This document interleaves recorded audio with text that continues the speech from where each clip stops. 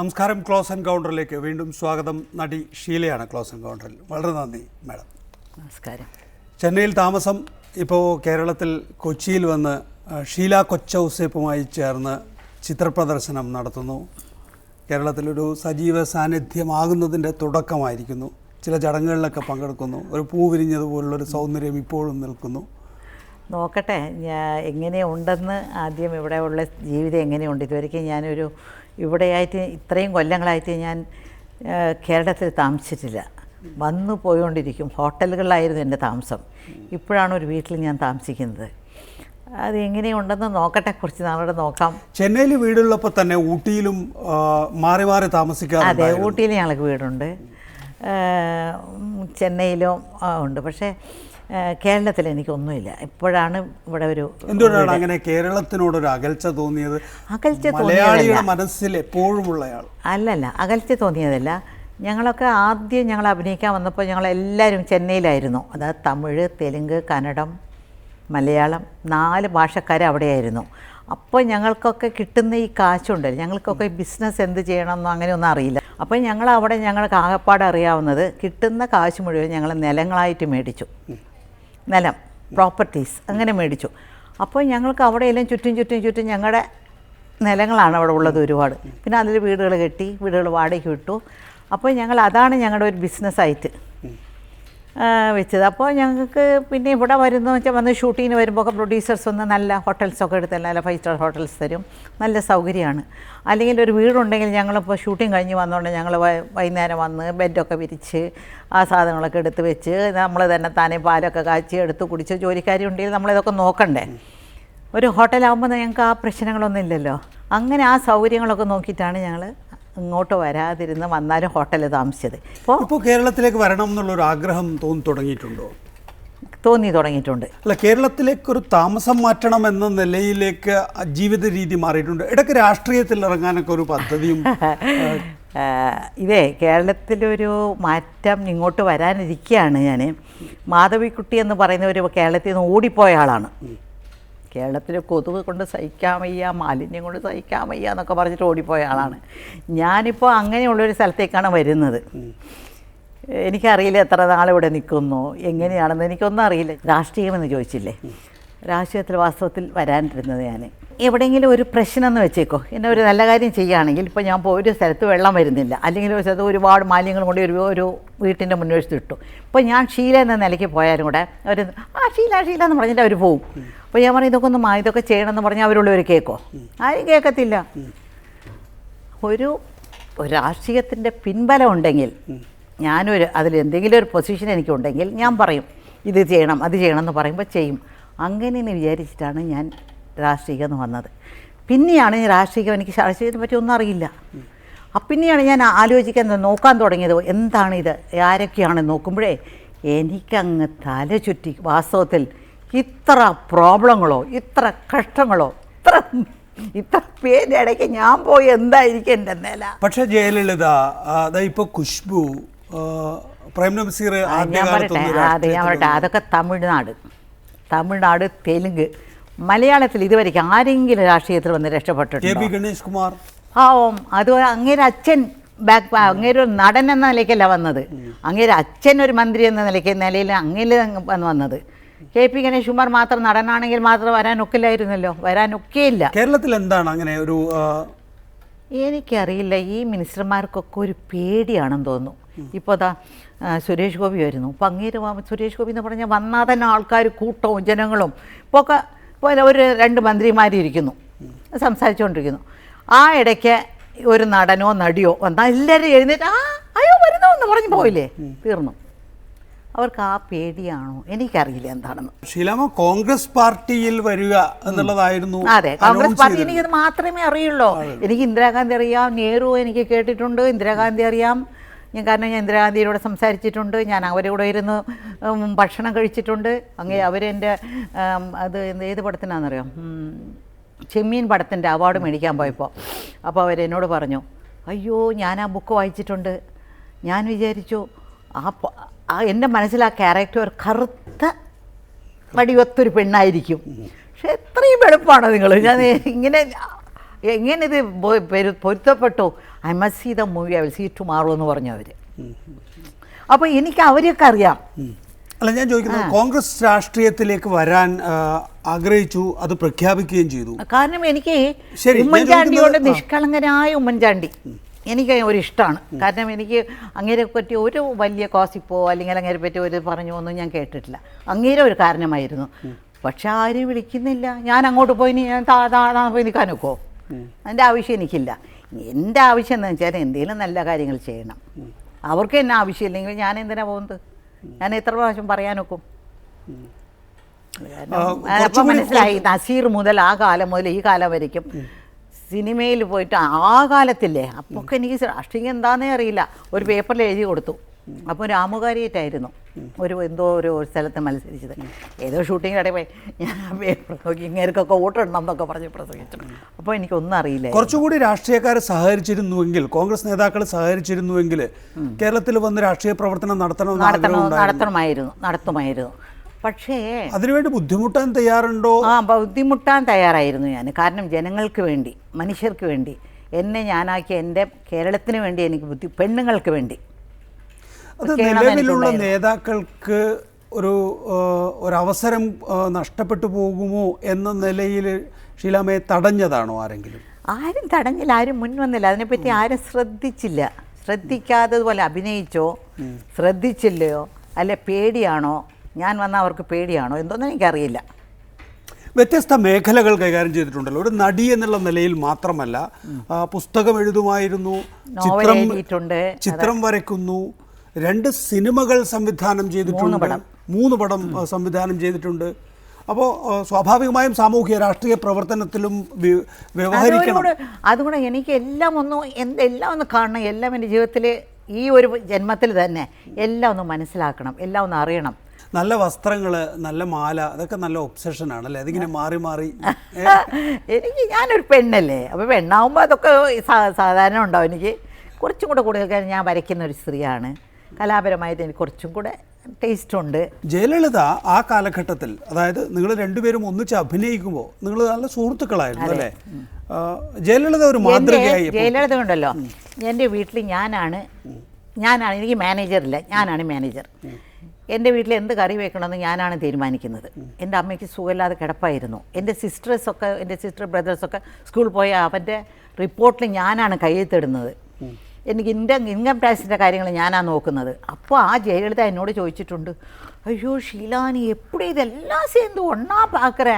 കാരണം അവർക്കൊക്കെ എല്ലാത്തിനും ആൾക്കാരുണ്ട്.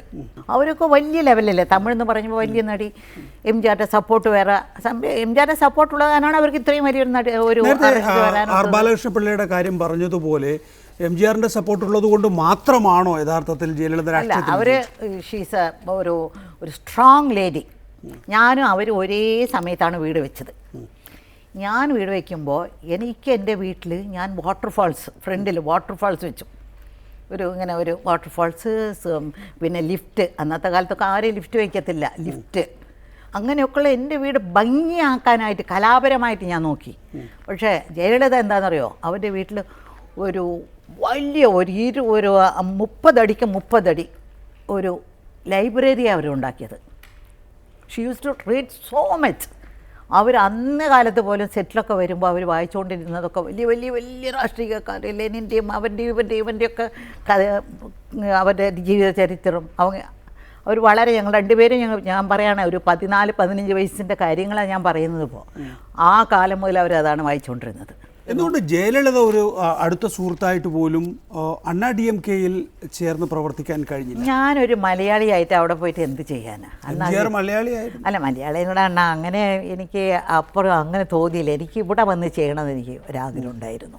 മലയാള സിനിമാ രംഗത്തൊരു നിറ സാന്നിധ്യമായിരുന്നു. പിന്നീട് പെട്ടെന്ന് ഒരു സൂപ്പർ സ്റ്റാർ പദവിയിൽ തന്നെ ഇരിക്കുന്ന ഘട്ടത്തിലാണ് 22 വർഷക്കാലം സിനിമയിൽ നിന്ന് പൂർണ്ണമായും അകന്നു നിൽക്കാനുള്ള ധൈര്യം കാണിച്ചത്. ഒരു സിനിമയിൽ നിന്ന് മാത്രമല്ല, സിനിമാ വേദികളിൽ ഒന്നും തന്നെ കണ്ടില്ല. പിന്നെയാണ് മനസ്സിനക്കരയിൽ നിന്ന് വീണ്ടും ഒരു തുടക്കം. അവിടെയും ഒരാർത്തിയും കാണിക്കാതെ, പണത്തിനുള്ളോ അല്ലെങ്കിൽ വേഷങ്ങൾക്കുള്ള ആർത്തിയും കാണിക്കാതെ വളരെ പതുക്കെ എന്ന നില സ്വീകരിക്കാൻ കഴിയുന്നു. എങ്ങനെയാണ് സിനിമയെ ഇത്ര പക്വമായി നേരിടാൻ കഴിയുന്നത്? ഞാൻ അഭിനയിച്ചുകൊണ്ടിരിക്കുന്ന കാലത്ത്, ആ കാലത്തൊക്കെ കള്ളിച്ചെല്ലമ്മ, സനാത്തി സാറാമ്മ, ഒരു പെണ്ണിൻ്റെ കഥ ഒക്കെ അഭിനയിച്ചുകൊണ്ടിരിക്കുമ്പോൾ ഞാനൊരു മെഷീനായിരുന്നു. മെഷീനില്ലേ, ഇങ്ങനെ ഇങ്ങനെ അടിച്ചുകൊണ്ട് ഇങ്ങനെ പോയിക്കൊണ്ടിരുന്നു. ഒന്നുമില്ല, അവർ പറയുന്ന വേഷം അഭിനയിക്കുക, രാത്രി വന്ന് കിടന്നുറങ്ങുക, പിന്നെ രാവിലെ പിന്നെ കിടന്നുറങ്ങുക, അങ്ങനെ ഒരു ഇതായിരുന്നു. എനിക്ക് പിന്നെ മടുത്ത് പോയി. സിനിമ എന്ന് പറയുന്നത് തന്നെ ഷൂട്ടിങ്ങിന് ആരെങ്കിലും വിളിച്ചാൽ തന്നെ എനിക്കൊരു, അതായത് ചില സമയത്തൊക്കെ ഈ കണ്ണപ്പിനുണ്ണിയിലും മാക്കം കടത്താകട്ടെ അവരുടെ ശരീരം മുഴുവനും ആ ഈ ആഭരണങ്ങളൊക്കെ ഇട്ടിട്ട് തലയിൽ ഇത്രയും വലിയ കൊണ്ടയൊക്കെ ഇട്ടിട്ട് വലിയ ഡ്രസ്സൊക്കെ ഇട്ടിട്ട് വല്ല കാട്ടിൻ്റെ മേലെയൊക്കെ പോയി നിന്ന് കണ്ണിൽ ഗ്ലിസറിനൊക്കെ ഇട്ടിട്ട് ആ ചൂടത്ത് പോയി നിൽക്കുമ്പോൾ ഞാൻ വിചാരിക്കും, ദൈവമേ എനിക്ക് മതി മതി മതി, ഇനി എന്തിനാ ഇത്. ഞാൻ എപ്പോഴും അത്യാഗ്രഹമുള്ള ആളല്ല, മതി എനിക്കുള്ളത് മതി, ഇനി നിർത്തണം നിർത്തണം എന്ന് എനിക്ക് മനസ്സിൻ്റെ അകത്തുണ്ടായിരുന്നു. അങ്ങനെയുള്ള സമയത്താണ് എൻ്റെ മോന് വന്നു, ഒരു 4-5 വയസ്സായപ്പോൾ അവന് സ്കൂളിൽ അയക്കേണ്ടി വന്നു. അവൻ നടക്കുന്ന ഞാൻ ഓരോ ഷൂട്ടിങ്ങിൻ്റെ സ്ഥലത്ത് എൻ്റെ മോനെ പോകുമായിരുന്നു ചെറുപ്പത്തിൽ. ഞാൻ ചുക്കുന്നൊരു പടം, അവൻ ജനിച്ച് 28ാമത്തെ ദിവസം, കാരണം ആ പടം തീർക്കണം. അങ്ങനെ 28ാം ദിവസം ഞാൻ അഭിനയിക്കാൻ തുടങ്ങിയതാണ് ചുക്കെന്നുള്ള ഒരു പടം. പിന്നെ ഈ കൊച്ചി ഇങ്ങനെ നടക്കുന്നത് എനിക്ക് കാണണം, അവൻ സ്കൂളിൽ പോകുന്നത് കാണണം. ചുമ്മാ ഒരു സ്ത്രീയാണ് ഞാൻ ചുമ്മാ പ്രസവിച്ചിട്ടാൽ മതി, പ്രസവിച്ചാൽ മാത്രം ഒരു അമ്മയാവില്ല, വളർത്തുമ്പോൾ മാത്രമാണ് ഒരു അമ്മയാവുന്നത്. അപ്പോൾ എനിക്ക് എൻ്റെ കൊച്ചിൻ്റെ എല്ലാ കാര്യങ്ങളും കാണണമായിരുന്നു. അതിൻ്റെ ഇടയ്ക്ക് ഭരതൻ, ഇവ പറയേണ്ട ഒരുപാട് വലിയ വലിയ വലിയ പ്രൊഡ്യൂസേഴ്സ് എല്ലാം വിളിച്ചു. ഞാൻ എൻ്റെ ഫോൺ നമ്പർ മാറ്റി, കാരണം വിളിച്ചു ചുമ്മാ എന്നെ ശല്യപ്പെടുത്തേണ്ടതെന്ന്. എനിക്കൊരു ചെറിയൊരു ആഗ്രഹം പോലും, അയ്യോ നല്ലൊരു ക്യാരക്ടറാണല്ലോ, അങ്ങനെ പോലും തോന്നിയില്ല. ഇത്രയും കാശാണോ, അങ്ങനെയും തോന്നിയില്ല. എനിക്ക് എൻ്റെ മകൻ്റെ, സാധാരണ മനുഷ്യന്മാരെങ്ങനെയാണെന്നറിയോ, ഇങ്ങനെ ഒരു നിർത്തണം എന്നൊക്കെ തോന്നൽ എല്ലാവർക്കും ഉണ്ടാവും. പക്ഷെ 1 മാസം വീട്ടിൽ പോയി ഇരിക്കുമ്പോൾ ആദ്യത്തെ ആഗ്രഹം വരിക തിരിച്ചു വരണം എന്നുള്ളതാണ്. ഈ 22 കൊല്ലക്കാലം തിരിച്ചു വരണം എന്ന് തോന്നിയേയില്ല. ഞാൻ എൻ്റെ 13 വയസ്സിൽ അഭിനയിക്കാൻ വന്നതാണ്. അത് ഞാൻ ഈ അഭിനയം നിർത്തുന്നവരേക്കും ഞാൻ ഒരു നിമിഷം പോലും എനിക്ക് വേണ്ടി ഞാൻ ജീവിച്ചിട്ടില്ല. എല്ലാം സിനിമ, അഭിനയം. അന്നാണ് ഞാൻ ഈ അവാർഡ് മേടിക്കാൻ 4-5 പ്രാവശ്യം ഞാൻ വന്ന് ഡൽഹി പോയിട്ടുണ്ട്. ഞാൻ താജ്മഹൽ കണ്ടിട്ടില്ല. ഈ അഭിനയം നിർത്തിയതിന് ശേഷമാണ് ഈ ലോകം മുഴുവനും കണ്ടു. താജ്മഹലിൻ്റെ മുൻവശത്ത് പോയിരുന്ന എല്ലാം നിലാവുള്ള രാത്രികളിൽ ഞാൻ അവിടെ പോയി താജ്മഹൽ ഇങ്ങനെ അനുഭവിച്ചിരുന്ന് കണ്ടു. ഞാൻ ഓരോ കാര്യങ്ങളും ഞാൻ അനുഭവിച്ചു എൻ്റെ ജീവിതത്തിൽ. സിനിമ എന്ന് പറയുന്നത് അതിൻ്റെ പ്രശസ്തിയും പണവും മാത്രമല്ലല്ലോ, അതിലൊരുപാട് സുഹൃത്തുക്കൾ ഉണ്ടാവില്ലേ, നമുക്ക് ഇടപഴകി ജീവിക്കേണ്ടി വന്നിട്ടുള്ള കുറേ ആളുകളുണ്ടാവില്ലേ, അവരുമായിട്ട് ഇടപഴകാനുള്ള നഷ്ടപ്പെടലില്ല എനിക്ക്. കാരണം ഞാൻ ആരും ഷൂട്ടിങ് കഴിഞ്ഞ് വീട്ടിൽ വന്നാൽ അവരുമായിട്ടുള്ള ബന്ധം കഴിഞ്ഞു. അങ്ങനെയായിരുന്നു എനിക്ക് എൻ്റെ സിസ്റ്റേഴ്സ്, എൻ്റെ കുടുംബം, അതാണ് എൻ്റെ ജീവിതം. ഷൂട്ടിങ്ങെല്ലാം കഴിഞ്ഞ പിന്നെ ഞങ്ങൾക്ക് അന്നൊക്കെ സെല്ലില്ല, അങ്ങനെയൊക്കെ സംസാരിക്കാൻ സെല്ലും ഇല്ല. ഒരു ഫോൺ ലൈറ്റ്നിങ് കോളൊക്കെ കൊടുക്കണം, ഒരു ഫോൺ ചെയ്യണമെങ്കിൽ വീട്ടിലേക്ക് ഔട്ട്ഡോർ പോയി തന്നെ. ഞാൻ പോയി തഞ്ചാവൂർ പെയിൻറ്റിങ് പഠിച്ചു, തഞ്ചാവൂർ പെയിൻറ്റിങ് എന്നുണ്ട്, റേക്കി പഠിച്ചു, യോഗ പഠിച്ചു, വാസ്തുശാസ്ത്രം പഠിച്ചു. പിന്നെ കൃഷി, എനിക്ക് കുറച്ച് കൃഷിയുണ്ട് അവിടെ, ഊട്ടിയിൽ കുറേ കൃഷി സ്ഥലങ്ങളുണ്ട്, ക്യാബേജും ക്യാരറ്റും ഇതൊക്കെ ഉള്ള കൃഷി സ്ഥലങ്ങൾ. ഞാൻ കൃഷി ചെയ്തു, ഞാൻ തന്നെ അവിടെ നിന്ന് ആൾക്കാർ വെച്ച് ചെയ്യിപ്പിച്ചു. പിന്നെ അവിടെ 42 ഫ്ലാറ്റുകൾക്ക് ഞാൻ വന്ന് ഇൻറ്റീരിയർ ഡെക്കറേഷൻ ചെയ്തു. ഞാൻ ഒരു നിമിഷം പോലും ഞാനൊരു അപ്പമാണ് പടപടപടപടാന്നിരിക്കും. എനിക്കങ്ങനെ ചുമ്മാതിരിക്കാൻ ഒക്കെയില്ല. എൻ്റെ ജീവിതത്തിൽ ഒരു നിമിഷയിലും ചുമ്മാതിരുന്ന് ഇങ്ങനെ ആലോചിച്ചുകൊണ്ടിരിക്കുകയോ അങ്ങനെ ഒക്കത്തില്ല. ആദ്യം ചെയ്തൊരു പ്രൊഫഷനോട് നമുക്ക് എപ്പോഴും ഒരു താല്പര്യം ഉണ്ടാവില്ല. ആദ്യകാലത്തെ ഈ ബ്ലാക്ക് ആൻഡ് വൈറ്റ് സിനിമകൾ, പിന്നീട് കളർ വന്ന സമയത്തും ഒക്കെയുള്ള സിനിമകൾ കാണുമ്പോൾ ആ കാലത്തിലേക്ക് തിരികെ പോകണം ഒരാഗ്രഹം മനസ്സിലുണ്ടാവില്ല. ഇപ്പോൾ ചെമ്മീനായാലും കള്ളിച്ചെല്ലമ്മയായാലും അതിലൊക്കെ തന്നെയുള്ള ഷീലയുടെ കഥാപാത്രങ്ങൾ ഇന്നും മലയാളികൾ കാണുകയും ആസ്വദിക്കുകയും ചെയ്യും. ഞാൻ അന്നേ വരയ്ക്കും അങ്ങനെ ഒരു ക്യാരക്ടറൊന്നും ഞാൻ ജീവിതത്തിൽ കണ്ടിട്ടേ ഇല്ല. ഈ തലയിൽ ഈ പുല്ലുകെട്ടും വെച്ചുകൊണ്ട് ഈ പെണ്ണുകൾ ഈ പാടത്ത് വരമ്പിൽ ഇങ്ങനെ നടന്നു പോകും. ആ നടപ്പിലല്ല ഇവരായി നടക്കുമ്പോൾ ഒരു രിതമുണ്ട്, ഇങ്ങനെ ഒരു രിതമുണ്ട് എല്ലാ പെണ്ണുകളും നടക്കുന്നത്. അത് മാത്രം ഒരു വേറെയോ ഷൂട്ടിങ്ങിന് പോയപ്പോൾ ഞാനിങ്ങനെ ശ്രദ്ധിച്ചുകൊണ്ടിരുന്നു. അത് മാത്രം ഞാൻ അതിൽ നിന്ന് എടുത്തു എന്നല്ലാതെ ഞാനങ്ങനെ വെറ്റല മുറുക്കി തുപ്പുന്നതോ അങ്ങനെ ഒന്നും ഞാൻ കണ്ടിട്ടേ ഇല്ല. കാരണം ഞങ്ങൾ ചെന്നൈയിലുള്ള ആൾക്കാരല്ലേ, പിന്നെ ഇവിടെ വന്ന ഷൂട്ടിങ്ങിന് വന്നു. ചെമ്മീൻ 50 വർഷമാകുന്നൊരു കാലഘട്ടത്തിലൂടെയാണ് നമ്മൾ കടന്നു പോകുന്നത്.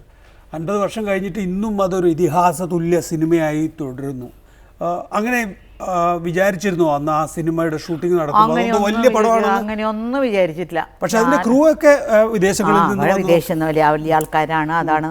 പക്ഷേ ഞാൻ പറയട്ടെ, അതിൽ പാടിയ മന്നാട് അത്രയും വലിയ ആളാണെന്നോ ഇവരൊക്കെ ഇത്ര വലിയ ആൾക്കാരൊന്നും എനിക്കറിയില്ല. ആരോ പാടുന്നു, ആരോ എടുക്കുന്നു. പക്ഷെ ചെമ്മീനിൽ അഭിനയിച്ചില്ലായിരുന്നെങ്കിൽ ഒരു നഷ്ടമാവുന്നു. തീർച്ചയായിട്ടും എവിടെ പോയാലും എൻ്റെ പേര് തന്നെ ഇപ്പം എല്ലാവരും പറയും ചെമ്മീൻ ശീലാന്ന്. പിന്നീട് ഈ അഭിനയം നിർത്തിയ കാലത്ത് ഒരുപാട് കഥാപാത്രങ്ങൾ കണ്ടിട്ടുണ്ടാവുമല്ലോ, സ്ക്രീനിൽ, ടെലിവിഷനിലാണെങ്കിലും അല്ലെങ്കിൽ വീഡിയോയിലാണെങ്കിൽ പോലും. ഇപ്പം വടക്കം വീരഗാഥയിൽ ഒന്നും കണ്ടിട്ടില്ല. ഒന്നും ആ പടം നിർത്തി ഞാൻ അഭിനയിക്കാൻ വന്നത്, ഞാൻ വരുന്ന വരയ്ക്ക് ഞാൻ എൻ്റെ ഒരു പടം കണ്ടിട്ടില്ല. ഊട്ടിയിൽ എവിടെ ഈ പഴയ ഇംഗ്ലീഷ് പടങ്ങളൊക്കെ കിട്ടും, നല്ല ഗോൺ വിത്ത് വിൻഡ് എന്നൊക്കെ പറഞ്ഞ് പഴയ അതൊക്കെയായിരുന്നു. അന്നൊക്കെ ഇവിടെ ടി വി ഇല്ലല്ലോ. മനസ്സിനക്കരയിൽ വന്നു. പിന്നീട് ഒരു അമ്മ റോൾ അഭിനയിക്കുന്നതിന് വേണ്ടി അമ്മ റോൾ അഭിനയിക്കാൻ കഴിയില്ല എന്ന് നിർബന്ധം പിടിച്ചതുകൊണ്ടാണോ കൂടുതൽ അങ്ങനെ? ഇല്ലല്ല, അമ്മ വേഷമല്ല, അമ്മൂമ്മേരെ വേഷം അഭിനയിക്കാൻ എനിക്ക് സന്തോഷമേ ഉള്ളൂ. പക്ഷെ അതിന് പ്രാധാന്യം ഉണ്ടാവണം, എനിക്കായിട്ട് കഥ ഉണ്ടാവണം. ആ അമ്മയുണ്ടല്ലോ, അവരിലിരിക്കണമേ ആ കഥ. ചുമ്മാ പോയി ഒന്ന് മോനെ ചായ കഴിച്ചോ, ഒന്ന് കഴിക്കുകയെന്ന് പറഞ്ഞിട്ട് അങ്ങോട്ട് റൂമിൻ്റെ അകത്ത് പോകുന്ന പോലെയുള്ള അമ്മ ഞാൻ അഭിനയിക്കേയില്ല. സ്ത്രീകൾക്ക് വലിയ തോതിൽ സമൂഹത്തിൽ റോൾ ഇല്ലാത്ത കാലഘട്ടത്തിൽ ടൈറ്റിൽ റോൾ അഭിനയിക്കാൻ ഷീലയ്ക്ക് കഴിഞ്ഞിരിക്കുന്നു. ഇപ്പോൾ സ്ത്രീകൾക്ക് നല്ല റോളുണ്ട് പൊതുസമൂഹത്തിൽ. അപ്പോൾ നായകന്മാരോടൊപ്പം അവരുടെ ഒരു ഒരു ഒരു പൗരുഷം ഉയർത്തിപ്പിടിക്കുന്നതിനുള്ള സൈഡ് കഥാപാത്രങ്ങളായി സ്ത്രീ കഥാപാത്രങ്ങൾ മാറിപ്പോകുന്നത് എന്തുകൊണ്ടാണ്? നമ്മുടെ നാട്ടിലുള്ള മാതിരി നല്ല കഥകളും നോവലുകളും വേറെ എവിടെയാണ് ഉള്ളത് പറയൂ? അതെ, അത് വായിക്കാനുള്ള സമയമില്ല. ഇവരിപ്പോൾ എന്താണെന്നറിയോ, ഓടിപ്പോയി കുറേ കൊറിയൻ പടങ്ങൾ എടുത്തുകൊണ്ട് വരിക, അത് കാണാം. അതിൽ നിന്ന് 4 സീൻ, മറ്റേ സീൻ നോക്കുമ്പോൾ എല്ലാ പടങ്ങളിലും 2-3 സീൻ ഉണ്ടാവും ചിലപ്പം കാണുമ്പോൾ. ആ സാമ്യത്തിൽ തന്നെ ഉണ്ടാവും. പക്ഷെ വേറെ മാതിരി ആയിരിക്കും, പക്ഷെ എന്നാലും ഇങ്ങനെ വരെയൊക്കെ ഇംഗ്ലീഷ് പടമോ മിക്കവാറും കൊറിയൻ പടങ്ങളാണ് എടുത്ത്. പക്ഷെ ഒരുപാട് പ്രതിഭാശാലികളില്ലേ? ഇപ്പോൾ അകലെ എന്നുള്ള സിനിമയിൽ മാർഗരറ്റായി സംസ്ഥാന അവാർഡ് വീണ്ടും വളരെ വേഗത്തിൽ തിരിച്ച് സ്വന്തം വീട്ടിലെ ഡ്രോയിങ് റൂമിലേക്ക് എത്തിക്കാൻ ഷീലയ്ക്ക് കഴിഞ്ഞു. അപ്പോൾ നമ്മുടെ നാട്ടിൽ നല്ല പ്രതിഭാശാലികളായ ഈ അകലെ വന്ന് എന്നെ ഞാൻ അഭിനയം നിർത്തി വീട്ടിലിരിക്കുമ്പോൾ എന്നോട് ഒരുപാട് പ്രാവശ്യം ശ്യാമപ്രസാദ് വിളിച്ച് ചോദിച്ചു അഭിനയിക്കുന്നുണ്ടോ? ഞാൻ ഇല്ല, ഞാൻ ഇനി അഭിനയിക്കുന്നില്ല എന്ന് പറഞ്ഞു. അപ്പോൾ അങ്ങേര് പറഞ്ഞു, എന്ന് ഷീല തിരിച്ചു വരുന്നോ അന്നേ ഞാൻ ഈ പടം എടുക്കുള്ളൂ, അല്ലെങ്കിൽ ഈ കഥ ഞാൻ എടുക്കില്ല എന്ന് പറഞ്ഞു. അങ്ങേര് പറഞ്ഞ വാക്കാണ്, അല്ലെങ്കിൽ ഈ പടം ഞാൻ പ്രൊഡ്യൂസ് ചെയ്യില്ല എന്ന് പറഞ്ഞു. ശ്യാമപ്രസാദിനെ കുറിച്ച് പറഞ്ഞപ്പോഴാണ്, ശ്യാമപ്രസാദ് എടുത്ത മറ്റൊരു പ്രധാനപ്പെട്ട പടം എന്ന് പറയുന്നത് താത്രിക്കുട്ടിയെ നാടുകടത്തുന്നതിന് ഷീലയെക്കുറിച്ച് അങ്ങനെ ഒരു കഥ പറഞ്ഞു. മുൻ തലമുറ അതന്നെ എന്തൊക്കെയാ പറയാം. എൻ്റെ പേര് വേറെ എന്തോ ആണ് എൻ്റെ പേര്, എന്തോ ഒരു പേര് ഇംഗ്ലീഷിൽ തന്നെ വേറൊരു പേരുണ്ട്, അതാണ്. പിന്നെ താത്രിക്കുട്ടി, ഞാൻ അന്നത്തെ കാലത്ത് ചായം എന്നൊരു പടം അഭിനയിച്ചു, ചായം. അതിലെൻ്റെ പേര് താത്രിക്കുട്ടി. അപ്പോൾ അത് അങ്ങനെ മാറി ഇപ്പോൾ താത്രിക്കുട്ടി. അങ്ങനെ ഞാൻ ആണെങ്കിൽ ഞാൻ പറഞ്ഞാൽ ഇതൊരു നമ്പൂതിരി സ്ത്രീയാന്ന് പറയുന്നത് എത്ര നല്ല വലിയൊരു കാര്യമല്ല. അല്ല, എൻ്റെ അച്ഛൻ്റെ അമ്മയുടെ ഒക്കെ കാലങ്ങളായിട്ട് ഞങ്ങളൊക്കെ സിറിയൻ കാത്തലിക്സാണ്. ഷീല എന്ന പേരിന് ആഢ്യത്വം നൽകിയത് നടി ഷീലയാണ്. ഒരു കൊച്ചുകുട്ടിക്ക് ഷീല എന്ന പേരുണ്ടെങ്കിൽ അതിൻ്റെ ഒരു ബ്രാൻഡിങ് നേരത്തെ നൽകിയിട്ടുണ്ട്. ഈ ഒരു ബ്രാൻഡിങ് എന്ന് പറയുന്നത് 10-60 വർഷത്തെ കഠിന പ്രയത്നമാണ്. അങ്ങനെ ഒരു ബ്രാൻഡിങ്ങിൽ ഒരു വീഴ്ചയും സംഭവിക്കാതെ, ആ പേരിന് ഒരു കളങ്കവും ഇപ്പം മുൻകാലങ്ങളിൽ ഈ ബ്ലാക്ക് ആൻഡ് വൈറ്റ് പിന്നീട് കളർ വരുന്ന സമയത്തൊക്കെ തന്നെയും പ്രൊഡ്യൂസർമാർക്ക് ആധിപത്യമുള്ളതാണ് സിനിമാ സെറ്റ്, ഒന്നും മോറലി കറക്റ്റ് ആയിരുന്നില്ല എന്ന് പലപ്പോഴും കഥകൾ പ്രചരിച്ചിട്ടുണ്ട്. പക്ഷേ ഷീലയെ അവിടെ നമ്മൾ വേറൊരു രീതിയിൽ കേട്ടിട്ടില്ല. പിന്നീട് അഭിനയിക്കുന്ന കാലത്താണെങ്കിൽ ഏറ്റവും നല്ല കഥാപാത്രങ്ങളെ മാത്രം അഭിനയിച്ചു. ഒരിടത്ത് പോലും ഷീല 2ാം സ്ഥാനത്തേക്ക് പോയില്ല. പിന്നീട് അഭിനയിക്കേണ്ടെന്ന് വിചാരിക്കുമ്പോൾ അഭിനയിക്കാതിരിക്കുന്നു, സിനിമാ വേദികളിൽ എവിടെയുമില്ല. തിരിച്ചു വന്നപ്പോഴും മികവ് പുലർത്തി. അപ്പോൾ ആ ബ്രാൻഡിങ് ഒരു പ്രത്യേക ശ്രദ്ധയോടുകൂടി ഉണ്ടാക്കിയതാണോ? മറ്റൊരു നടനോ നടിക്കോ അത് അവകാശപ്പെടാൻ കഴിയുന്നില്ല, പക്ഷേ ഷീലയ്ക്ക് അത് അവകാശപ്പെടാൻ കഴിയുന്നു. അതിലെന്തെങ്കിലും പ്രത്യേകിച്ചൊരു ശ്രദ്ധ പുലർത്തിയിട്ടുണ്ടോ? അങ്ങനെ ഒന്നും ഞാൻ ആലോചിച്ചിട്ടില്ല. അപ്പോൾ നിങ്ങൾ പറഞ്ഞ പിന്നെയാണ് ഞാനിത് അറിയുന്നത് തന്നെ. എനിക്കൊന്നും അറിയില്ല, ഇങ്ങനെയൊക്കെ ഒരു സംഭവം ഉണ്ടോയെന്ന് പോലും എനിക്കറിയില്ല, സത്യത്തിൽ എനിക്കറിയില്ല. ജീവിതത്തിൽ എന്താണ് ഒരു പ്രിൻസിപ്പിൾ ഉണ്ടായിരുന്നത്? പ്രിൻസിപ്പിൾ ചെറുപ്പം മുതലേ എനിക്ക് ഭയങ്കര പ്രിൻസിപ്പിളാണ്. ഞാൻ എൻ്റെ വീട് തുടങ്ങുന്ന എല്ലാ കാര്യങ്ങളും തുടങ്ങുന്നത് നമ്മുടെ വീട്ടിൽ നിന്നാണോ. എൻ്റെ വീട് എങ്ങനെ ഇരിക്കണം, എങ്ങനെ വെച്ചിരിക്കണം, എത്ര വൃത്തിയായിരിക്കണം, എന്ത് സാധനം ഇവിടെ ഉണ്ടാവണം, അവിടെ മുതൽ തുടങ്ങുന്നതാണ് പ്രിൻസിപ്പൽ. പിന്നെ ടൈമിങ്ങിനോട് എനിക്ക് ഭയങ്കര 7 മണിക്കെന്ന് പറഞ്ഞാൽ ഞാൻ 7 മണിക്ക് പോയിരിക്കും അവിടെ. ടൈമിങ്ങോട് അതാണ് എനിക്ക് ഭയങ്കര ദേഷ്യം. എന്നെ ചിലവർ കാണാൻ അവർ പറയും ഒരു 10 മണിക്കൊക്കെ വരാം എന്ന് പറയുന്നത് 12 മണിക്ക് വരും. അപ്പം അവിടെയാണ് ഞങ്ങൾ തമ്മിൽ വഴക്കുണ്ടാക്കുന്നത്. ഇത് ഞാൻ പഠിച്ചത് എൻ്റെ അച്ഛനിൽ നിന്നും പിന്നെ ഞങ്ങളുടെ ആദ്യകാല സിനിമയിൽ നിന്നും. തിയേറ്ററുകളിൽ നിറഞ്ഞോടിയിട്ടുള്ളൊരു സിനിമ എന്ന് പറയുന്നത് പ്രേമമാണ്. പ്രേമം കണ്ടായിരുന്നോ? കണ്ടു. നല്ലൊരു പടം. ആണോ? പാട്ടുകൾ തന്നെ അതിൽ എന്തൊരു വ്യത്യസ്തയാണ്. ബാക്കിയുള്ള പടങ്ങളൊക്കെ ഈ പഴയ പാട്ടുകളുടെ അതേ ഈണം, അതേ രാഗം, ഇത് പാട്ടുകൾ തന്നെ സംതിങ് ന്യൂ, നന്നായിരിക്കുന്നു കാണാൻ. ഷീല ഇന്നൊരു ചെറുപ്പക്കാരിയായിരുന്നെങ്കിൽ പ്രേമത്തിൽ ഒരു കഥാപാത്രം വെച്ച് നീട്ടിയാൽ സ്വീകരിക്കുമായിരുന്നു? തീർച്ചയായിട്ടും. നല്ലൊരു ബേക്കറിയിൽ കണ്ട പെണ്ണിനെ പ്രേമിക്കുന്ന, പ്രേമിക്കുന്ന അങ്ങനെ ഒരു ചെറിയ റോളൊന്നും ഞാൻ പോയി അഭിനയിക്കില്ല. ആ മുഴുനീള റോളായിരിക്കണം, എന്നാലേ അഭിനയിക്കുള്ളൂ. ചുമ്മാ 4 സീൻ വന്ന് ഇവിടെ 2 സീൻ വന്നാൽ ഞാൻ അഭിനയിക്കില്ല. പക്ഷേ ആ ഒരു സിനിമയുടെ മാറ്റം അതൊരു ഭയങ്കര മാറ്റമാണ്, നല്ല മാറ്റമാണ്. ഒരുപാട് ഇപ്പോൾ വരുന്ന ചെറുപ്പക്കാരൊക്കെ എന്ത് നല്ലതായിട്ടാണ് പടങ്ങൾ എടുക്കുന്നത്. എന്താ അവരൊക്കെ ഒരു ടേസ്റ്റ്. വാസ്തവം പറയുക, ഈ പഴയ ആൾക്കാരികളൊക്കെ ഇപ്പോൾ വന്നിരിക്കുന്ന പുതിയ പയ്യന്മാരൊക്കെ എന്ത് നല്ല കഥകൾ. അതൊരു ചെറിയൊരു നോട്ടെ എടുത്തിട്ട് അത് ഡെവലപ്പ് ചെയ്ത് നല്ല സ്ക്രീൻ പ്ലേ ആക്കി, വൺ ലൈൻ ട്രീറ്റ്മെൻറ്റൊക്കെ നല്ലതായിട്ട് എഴുതി, ആ സ്ക്രീനിൽ കാണിക്കുന്ന ലൊക്കേഷനും അതും ഇതും, പിന്നെ പെണ്ണുങ്ങളാണെങ്കിലും മുടി ഇങ്ങനെ ചുറ്റി ഇട്ടിട്ട് ഇങ്ങനെ ഒരു ടൈപ്പ്, ഇതൊക്കെ കാണാൻ നല്ല രസമുണ്ട്. ഇന്നത്തെ കാലമല്ലേ ഇത്. ഞങ്ങളതുപോലെ ചെറിയൊരു കൊണ്ടൊക്കെ ഇട്ടോണ്ട് നടക്കാനൊക്കെ അന്ന് ഒരു പിന്നലൊക്കെ പിന്നിട്ട് നന്നായിരിക്കും. സിനിമയിൽ നിറഞ്ഞു നിൽക്കണം എന്നാണോ അതോ സിനിമയിൽ പ്രാധാന്യമുള്ളൊരു കഥാപാത്രത്തെ അവതരിപ്പിക്കണം എന്നാണോ നിഷ്കർഷിച്ചത്? നിറഞ്ഞു നിന്ന് പ്രാധാന്യമുള്ള കഥാപാത്രം വേണം, രണ്ടും വേണം. ഇനിയാണെങ്കിലും അങ്ങനെയൊക്കെ തന്നെ ഇങ്ങനെയാണ്. അല്ലെങ്കിൽ വേണ്ട, പടം വേണ്ട, ഞാൻ അഭിനയിക്കുന്നില്ല. ഇപ്പോൾ സിനിമയിൽ അഭിനയിക്കുന്നത് പണ്ടത്തെ പോലെയല്ലോ. നല്ല രീതിയിലുള്ള ശമ്പളമുണ്ട്. സിനിമയിൽ അതിൻ്റെതായ പ്രശസ്തി ഇപ്പോഴും നിലനിൽക്കുന്നു. മാത്രമല്ല, ആലോചിച്ച് നോക്കൂ, ആ 22 വർഷം തുടർന്ന് അഭിനയിച്ചിരുന്നുവെങ്കിൽ ഒരുപക്ഷെ ലോക ചരിത്രത്തിൽ ഇത്രയും സിനിമകളിൽ നിറഞ്ഞു നിന്ന മറ്റൊരു വ്യക്തി ഉണ്ടാകുമായിരുന്നില്ല.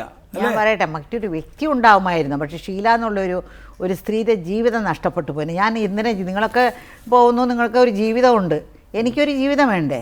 ചുമ്മാ സിനിമയിൽ അഭിനയിച്ചൊക്കെ ലോക ചരിത്രം മുഴുവൻ ആരാണ്? അലക്സാണ്ടർ മരിക്കും കൈ ഇങ്ങനെ തുറന്ന് വെച്ചിട്ടാണ് കിടന്ന് മരിച്ചത്. ആരാണിത് കൊണ്ടുപോകുന്നത്? നമുക്ക് ജീവിക്കണം. We have to live. ചുമ്മാ കുറേ കാശുണ്ടാക്കുക, കുറേ പേരുണ്ടാക്കുക. ലോക ചരിത്രത്തിൽ നമ്മുടെ പേര് വന്നു. എന്തിനാ ഇതൊക്കെ? ആർക്ക് വേണ്ടി? ഞാൻ ജീവിക്കണം, എനിക്ക് ജീവിക്കണം. എനിക്കൊരു സ്ഥലത്ത് പോകാമെന്ന് വെച്ചാൽ ഞാൻ അവിടെ പോകണം. ഒരു കടയ്ക്ക് പോകണമെന്ന് വെച്ചാൽ എനിക്കൊരു സാരി ഉടുക്കണമെങ്കിൽ ഞാൻ ഉടുക്കണം. എനിക്ക് വേണ്ടി ഞാൻ ചെയ്യണം. ആർക്ക്? ഇതൊക്കെ മറ്റുള്ളവർക്ക് വേണ്ടിയല്ലേ? ലോക ചരിത്രത്തിൽ പേര് വരുന്നു, അത് വരുന്നു, ഇതൊക്കെ എന്താ? കുറേ കാശ് വരുന്നോളൂ, എന്തെടുത്തുകൊണ്ട് പോകാൻ പോകുന്നു? ഒന്നുമില്ല. ഞാൻ എൻ്റെ കൂടെ അഭിനയിച്ച് എത്രയോ പേരെ കണ്ടു, അവരുടെ മരണങ്ങൾ കണ്ടു, അവരെത്ര സമ്പാദിച്ചതും കണ്ടു, എല്ലാം ഞാൻ കണ്ടുകൊണ്ടിരിക്കുകയല്ലേ എൻ്റെ ഈ അനുഭവത്തിൽ. ആരും ഒന്നും കൊണ്ടുപോകുന്നില്ലേ. നമ്മൾ ജീവിച്ച ജീവിതം അത്രേ ഉള്ളൂ. ചിത്രം വരെ വല്ലാതെ സമാധാനം നൽകുന്നുണ്ടോ? ഭയങ്കര ചിത്രം വര എന്ന് പറയുന്നത് എനിക്ക് യോഗ ചെയ്യുന്ന പോലെയാണ്. യോഗ, അതായത് ഒരു മനസ്സ്. ഇപ്പോൾ നിങ്ങളുടെ ഒരു ബുക്ക് വായിച്ചാൽ തന്നെ നല്ല മനസ്സായിരുന്നൊരു ബുക്ക് വായിച്ചാൽ അത് യോഗയാണ്. നിങ്ങൾ നല്ലൊരു പെണ്ണുമായിട്ട് സന്തോഷമായിട്ട് സംസാരിച്ചാൽ അത് യോഗയാണ്. നിങ്ങളുടെ സന്തോഷമായിട്ട് ഒറ്റ മനസ്സായിട്ട് ഇങ്ങനെ ചെയ്യണം. കാലത്ത് 3 മണിക്കൊക്കെ ഞാൻ എഴുന്നേറ്റ് ഞാൻ ചെയ്തിട്ടുണ്ട്. ചിലപ്പോൾ മനുഷ്യ ജീവിതമല്ലേ, ചില പ്രശ്നങ്ങളുണ്ടാവും, ചില കഷ്ടങ്ങളുണ്ടാവും, ടെൻഷൻ ഉണ്ടാവും. അപ്പോൾ ഒക്കെ ആ ബ്രഷും ആ കളർസും കണ്ടാൽ എനിക്ക് എല്ലാം മറന്നു പോകും. ഇപ്പോൾ ചോദിച്ചാൽ എൻ്റെ ജീവിതത്തിൽ ഏറ്റവും ഇഷ്ടം എനിക്ക് വരയ്ക്കുന്നതാണ്. കളർ വരയ്ക്കുന്നത് എനിക്ക് ഭയങ്കര ഇഷ്ടമാണ്, ഇഷ്ടമുള്ളൊരു കാര്യമാണ്. ഷീല കൊച്ചൗസേപ്പുമായിട്ട് എങ്ങനെയാണ് നിങ്ങൾ രണ്ടും ഒരേ പേര്? അതാണ് ഒരു വലിയ അതിശയം. അത് ഇവിടെ 50 പെണ്ണുങ്ങൾ ചിത്ര പ്രദർശനം നടത്തി ആലുവയിൽ വെച്ച്, 50 പെണ്ണുങ്ങൾ. അപ്പോൾ അങ്ങനെ എനിക്ക് ഫോൺ ചെയ്ത്, നിങ്ങൾ ചിത്രം വരയ്ക്കുന്ന ഏതോ പത്രത്തിൽ വായിച്ചു, അത് വന്ന് ഒരു ചിത്രം തരാനൊക്കെ എന്ന് പറഞ്ഞു. അതൊന്നൊരു 4:3 ചിത്രം ഉണ്ടായിരുന്നു, നല്ല വലിയ ചിത്രം. ഒരു പെണ്ണ് കുങ്കുമം വിൽക്കുന്നതായിട്ടൊരു ചിത്രം. അത് ഞാൻ കൊടുത്തയച്ചു.